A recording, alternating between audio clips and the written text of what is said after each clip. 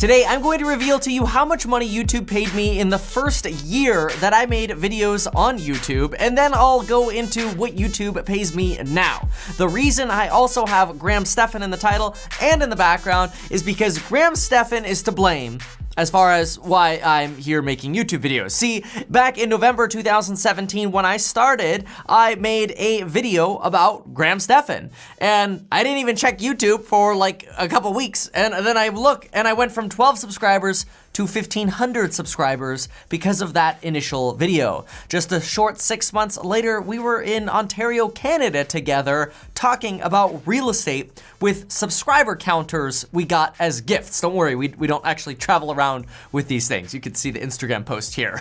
But whether or not you actually care about the YouTube income, there is a broader theme that I want to convey here. The reason I'm also comparing my numbers to Graham's is because we all compare each other to each other. I consider Graham a great friend of mine, and I would be lying to you if when I saw his videos get 200,000 views and mine get 20,000 views, there isn't part of me that goes, what the heck?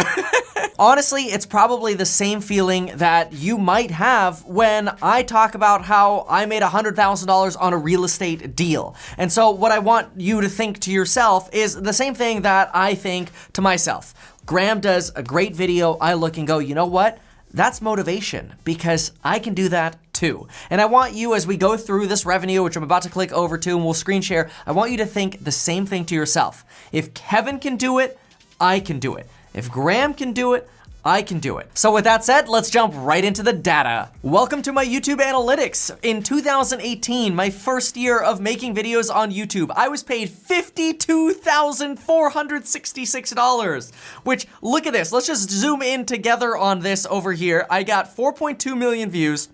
And if we scroll down here, I didn't even have my videos monetized at the beginning in January here. It wasn't until Graham told me, Kevin, monetize your videos, that I actually turned on my ads, and my first day of actual ad revenue when I turned on the ads was $49 to $81, and then you can kind of see the ad revenue bounce around here, and it's actually really incredible to see, wow, oh my gosh, relatively, I mean, brand spanking new channel here, in a less than 3,000 subscribers, and there's actually this revenue coming in every single day, which is fascinating. A few months later, I already broke $200 per day in YouTube ad revenue, which, let me say, there's something really interesting about the $200 per day revenue number on YouTube. In my particular area, selling houses worth about $500,000. If I net after costs and DocuSign, employees and all that, make somewhere around $7,000 to $7,500 per real estate deal, then we could relate $200 per day on YouTube to doing 10 real estate deals for other clients. That's $200 on YouTube is the same as me doing 10 real estate deals in real estate per year with 10 home inspections, 10 appraisals, 10 negotiations, 10 offer contracts, disclosures, escrow, you name it. $200 a day equals 10 deals. It's crazy. And then when it really gets crazy is you start noticing over here, wow, you know, even a small channel can break $436 in a day. Or I'll scroll over to the right a little bit more. Look at this. In one day, $697 on Cyber Monday. Absolutely incredible 2018 first year on YouTube here. And to me, this is very exciting. It's motivating. It says, you know what? Wow, this is really great revenue. If somebody wanted to start a YouTube channel, this should be great motivation. But I also relate that to, you know, how I look at Graham for YouTube might be how you should look at me for real estate. If I could do some great real estate deals, know that you could do it as well. In fact, the people that are really starting to crank the real estate deals are the people who join me in my private live streams, you know, 2 to 4 times per week, where we're analyzing deals and you're learning everything I know. There's a reason I can go into a house and go, this is built in 1968. I gotta look for aluminum wiring, asbestos ducts, asbestos linoleum adhesive, you know, galvanized or copper plumbing. There's a reason for that. It's because the more you try things and the more you try things differently and the more you get exposed to different things, different iterations of things, the more you learn kind of how to adapt and make more money. So the same thing that's true on YouTube, whether it's titles and thumbnails, is the same in real estate. Different styles of remodels, different styles of deals, wholesaling versus buy and hold versus flipping, versus Airbnb and rent arbitrage, there's all that stuff, right? But let's keep going on with the revenue. Let's compare a couple of my videos to a couple of Graham's videos. So here we've got this video that I posted 10 months ago, how I got $22,500 off a Tesla Model X. And then I've got all this other crazy stuff going on. I got buy versus lease, you know, how I got $22,500 off a Tesla. I got Ethan Klein from H3 Productions here. I'm mixing like 17 different worlds all in one thumbnail and title. It's a disaster. Video gets 15,000 views. Let's look at the revenue for that. So here we go. The lifetime ad revenue for this video was $171. I talk about the tax benefits of buying a Tesla, but I go from the angle of saving money. Well, then we flip the script, and 6 months later, Stephan buys a Tesla and very aptly calls it the $78 Tesla. Super simple, super relatable. How I bought a Tesla for $78 per month. 5.2 million views, which both of our videos had almost the same content in terms of tax benefits and write-offs and how we got money off the Tesla, except Graham's was packaged in a much smarter manner.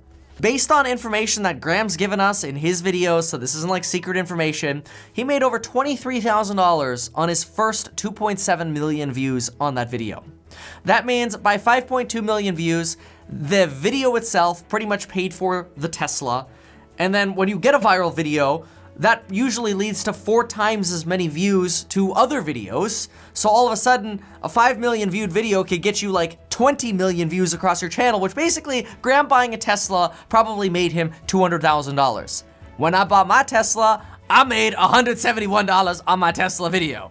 Okay, so like that might sound bitter, but that is a real emotion, right? Having that kind of reaction like, holy crap, bro, right? So here's another example. I flew to New York City to tour a $15 million penthouse, and then I flew to Miami to tour a $15 million penthouse, and I put them all together in one video. For flying around twice, that video got me $146 for 17,000 views. On the flip side, Stephan goes to Florida and does a house tour with Ben Mala, calls it Meet the $250 million Man, and gets 2.2 million views, which we know when he got his first 1.6 million views, he made over $14,000 in ad revenue. And so what do I learn from that? Kevin, it's time to step up the quality of content, thumbnails, whatever it's gonna take to change things up, because we know it's possible. I could go bitter, I could go dark, I could be like, damn you, Graham, you're doing better than me, I'm gonna go crawl in a hole and die.